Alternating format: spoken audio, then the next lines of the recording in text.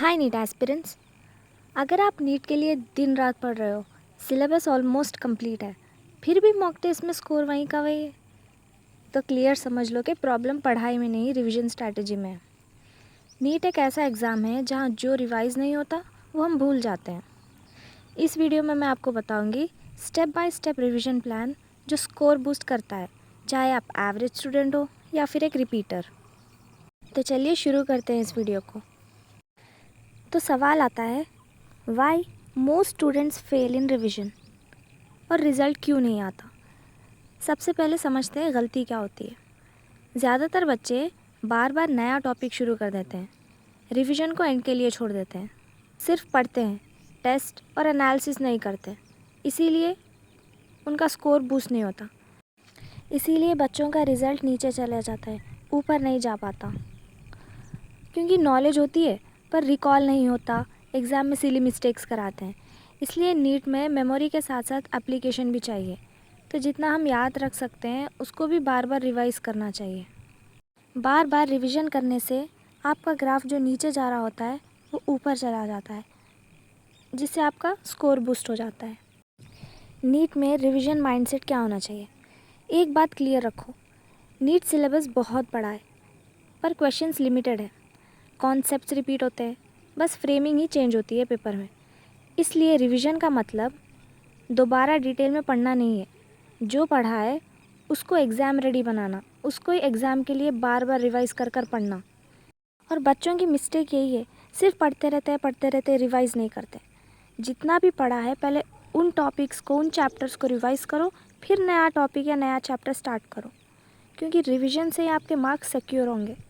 सिर्फ नया नया पढ़ने से आपको कुछ याद भी नहीं रहेगा और एग्ज़ाम में सिली मिस्टेक्स कर कर आओगे। नीट में मैं एक फार्मूला फॉलो करती थी, जिससे मेरा स्कोर बहुत अच्छे हद तक बूस्ट हुआ था। वो फार्मूला मैं आप लोग से शेयर करूँगी। गोल्डन रिवीजन फार्मूला का मतलब NCERT plus PYQs plus mistake notebook is equals to selection.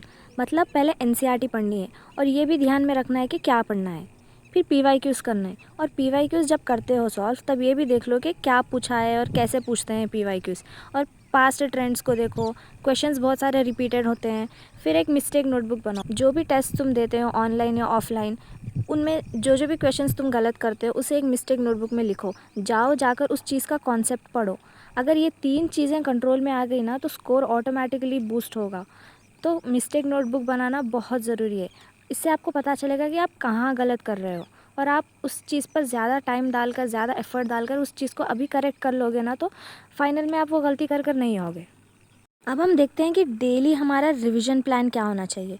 Morning क्या पढ़ें, आफ्टरनून क्या पढ़ें, नाइट क्या पढ़ें। मॉर्निंग सिर्फ रिवीजन के लिए रखो, कोई नया टॉपिक मत पढ़ो। 2.5 से 3 आवर्स तक तुम लोग मॉर्निंग में पढ़ सकते हो। बायोलॉजी में NCERT लाइंस अच्छे से देखो, डायग्राम्स देखो, टेबल्स देखो। केमिस्ट्री में इनऑर्गेनिक में NCERT देखो। फिज़िकल में फार्मूलास, और फिज़िक्स में तो सिर्फ फार्मूलास, और हो सके तो 10 to 15 MCQs भी मॉर्निंग में कर लो, क्योंकि मॉर्निंग में ब्रेन फ्रेश होता है। इस टाइम मेमोराइजेशन ज़्यादा होती है, तो आप ज़्यादा अच्छे से रिकॉल कर पाओगे, याद रख पाओगे। इससे आपको लॉन्ग टर्म में फ़ायदा मिलेगा।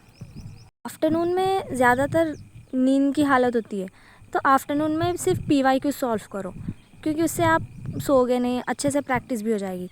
और एक चीज़ का ध्यान रखना, टाइमर लगाकर प्रैक्टिस करो, जिससे पता चलेगा कि कौन सा क्वेश्चन को आपको कितना टाइम लग रहा है। टाइमर लगाकर प्रैक्टिस करने से फाइनल के लिए अच्छी सी प्रैक्टिस हो जाएगी।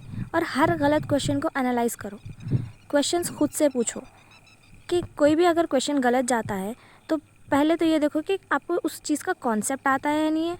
अगर कॉन्सेप्ट आता है तो सिली मिस्टेक कहाँ पर गई, अगर सिली मिस्टेक भी नहीं तो टाइम इतना क्यों लगा। ये 3 चीज़ें अच्छे से याद रखो जब भी क्वेश्चंस प्रैक्टिस करो। और हर रोज़ रात में 45 मिनट्स मिस्टेक नोटबुक में जो भी पढ़ा है या फिर जो भी लिखा है मिस्टेक नोटबुक में, वो चीज़ को रिवाइज़ करो, क्योंकि गलती दोबारा रिपीट नहीं होनी चाहिए। ये 45 मिनट्स पूरे दिन का सबसे पावरफुल सेशन है। इसमें आप एक्टिवली अपने मिस्टेक्स को रिकॉल कर सकते हैं और देख सकते हैं कि कहाँ मिस्टेक जा रही है और किन चीज़ों को इम्प्रूव करना है।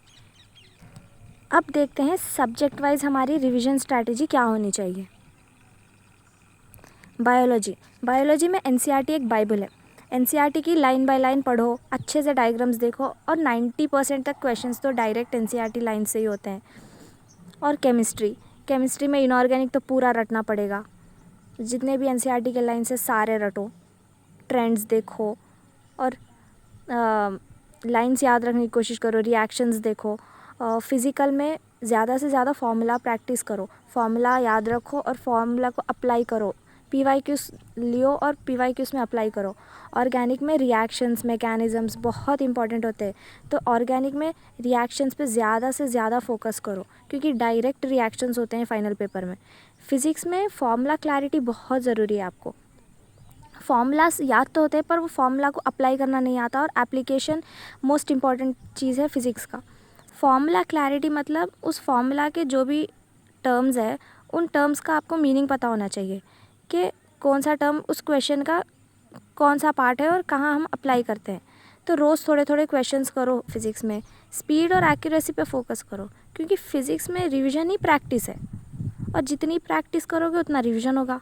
सो रीडिंग से तो कुछ होता नहीं है फिज़िक्स में, जितनी ज़्यादा प्रैक्टिस उतना ज़्यादा आउटपुट मिलेगा आपको। तो नीट एस्पिरेंट्स याद रखो, नीट में सिलेक्शन कितना पढ़ा है उससे नहीं होता, सिलेक्शन होता है कितना रिवाइज़ किया उससे। अगर आप कंसिस्टेंसी से रिवाइज़ करोगे तो स्कोर बूस्ट होना गारंटीड है। Be consistent and medical college is waiting for you.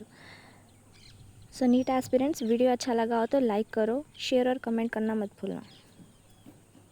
All the best.